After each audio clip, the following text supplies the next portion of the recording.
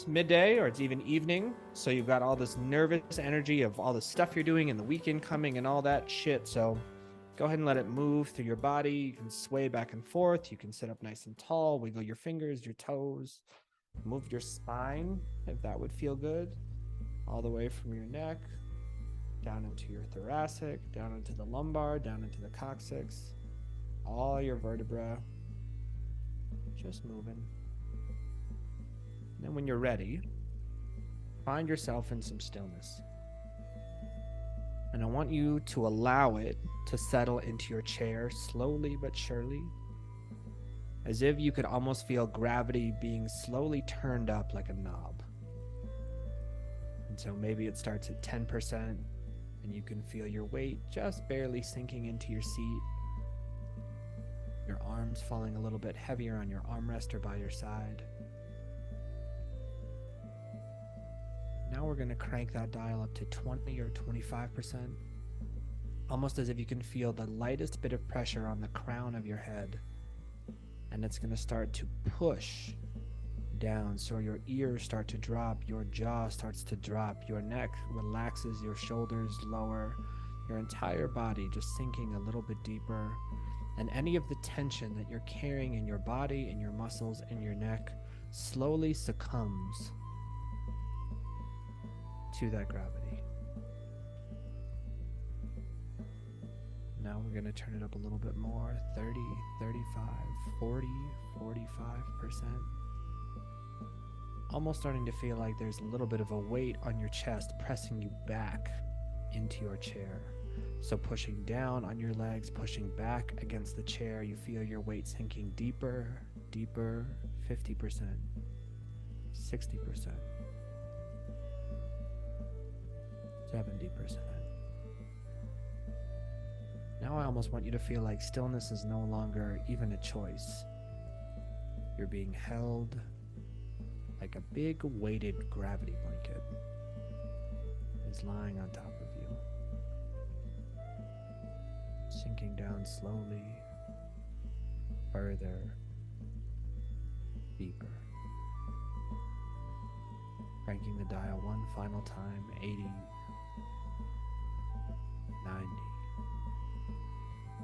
100. And under your big gravity blanket, I want you to bring your focus to your breath, breathing in through your nose and out through your mouth. In through your nose and out through your mouth. And the focus today is going to be on the exhale, and most specifically leaning on the fact that your biology knows and wants to move the air out of your body when you are finished inhaling. So for your exhale today, rather than thinking about clenching your abs, clenching your stomach, pushing your diaphragm, squeezing your lungs, moving that air, I want you to let the air tumble out of you. I want you to feel that as soon as you stop inhaling and you release, you relax, you let go, the air will naturally leave your body at the rate which it wants to. And maybe it rushes out, maybe you inhale and feel, or maybe you feel a slow, easy sigh of,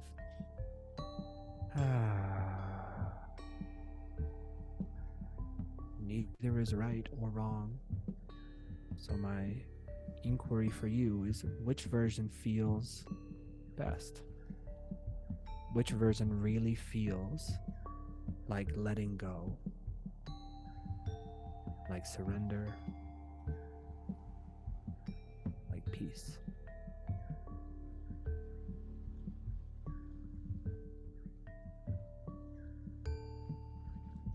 And from this place, we can start.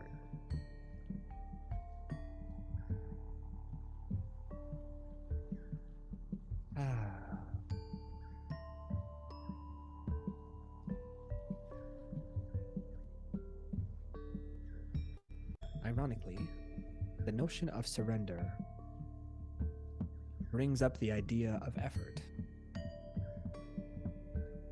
We have turned surrender into a verb, into an action, into something that is going to take an energetic effort to create. Like we must force ourselves to let go. We have to unclench our hands from grabbing or grasping that which we desire. And there are parts of that. There are addictions, there are relationships, there are structures that sometimes take a little bit more of an energetic investment to move away from. But sometimes the gateway drug to surrender is much easier, much lighter, and much more playful. And the mistake we make is that we assume surrender must be virtuous. We assume that we can only surrender to the impulses or the needs that are spiritually clean and nutritious and thoughtful, and those that make us into a great person or a beautiful spirit. But you can surrender to a lot of things. You can surrender to a desire for pizza. You can surrender to a desire to have a drink. You can surrender to a desire to not do any more work today. And I would share with you that there is equal virtue and value in surrendering to those impulses.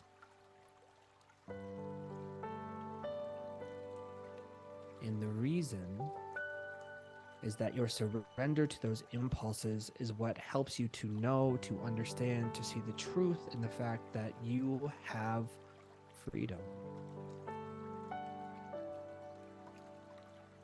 It allows you to see that you do not live in a space of scarcity or denial. You can have the things and the experiences and the feelings that you desire.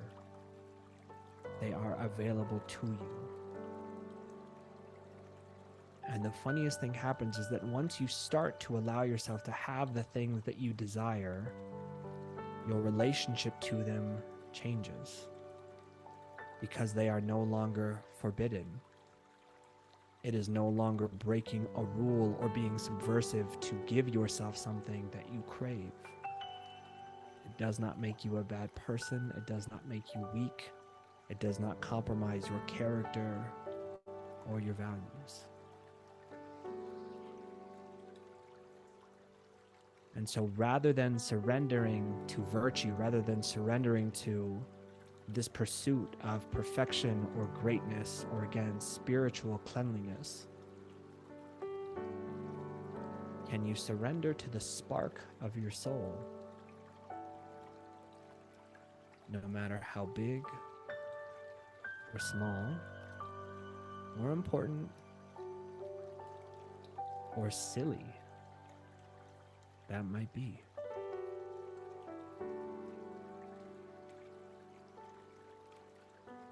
In your mind's eye, I want you to see yourself exactly where you are sitting. Like a little drone, we're flying over your head. And you can see yourself underneath your gravity blanket. You can see yourself breathing in through the nose and letting go on your exhale. You can see yourself sitting in this inquiry around, what is surrender? What does it look like? And I want you to ask yourself, what do I want to surrender to? What do I want? What would feel good? What can I embrace? And the trick, the challenge usually is not in identifying what it is withholding the judgment that may accompany it. Or catastrophizing that if you were to desire or surrender to this thing for a long term, that you might ruin your life or destroy your body or destroy your relationships. And I want you to know that may be true. Who knows? They may be right. But you don't know. And for the time being, it's just a story. And it's a story you're welcome to let go of. So what is it in your mind's eye as you watch yourself in your chair, in your space? What do you want? And perhaps your surrender is to create space for that thing. Whatever it is, no matter how big or how small. And to just embrace that it's coming from a place of knowing, that it's coming from a place of truth, that it's coming from your heart, and that your heart and your intuition and your sense of self are trustable. You're worthy.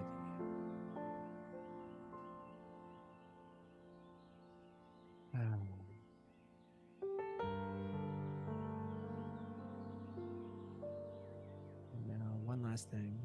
I want you to feel in your body, in your mind, in your spirit, how good it would feel to surrender to what would feel good. What does it feel like to have the freedom to choose yourself, to support yourself, to love yourself in the way that you feel called to do so? Where do you feel alive in your body? What emotions come up? What is present for you when you connect to that feeling?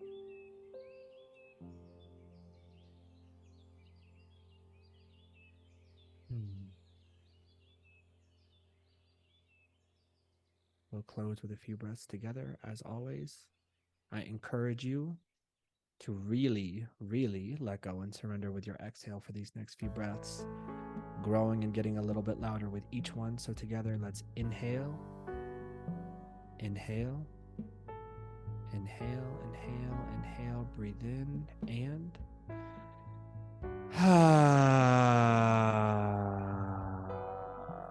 use your throat, open it up, and use your vocal cords.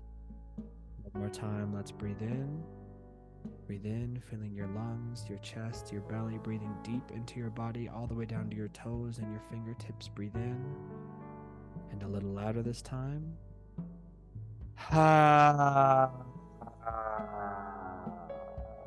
want you to try to be louder than I am in your headphones. And you drown out the sound of my voice with your exhale. Final time, go ahead and breathe in. Breathe in, bringing in all that cold, cold air, that oxygen, that life, that light into your body. Breathe it in, breathe it in, breathe it in, breathe it in. And nice and loud.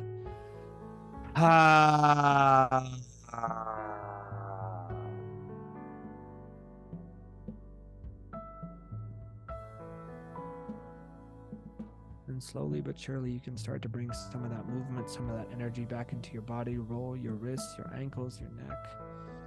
All of it moving.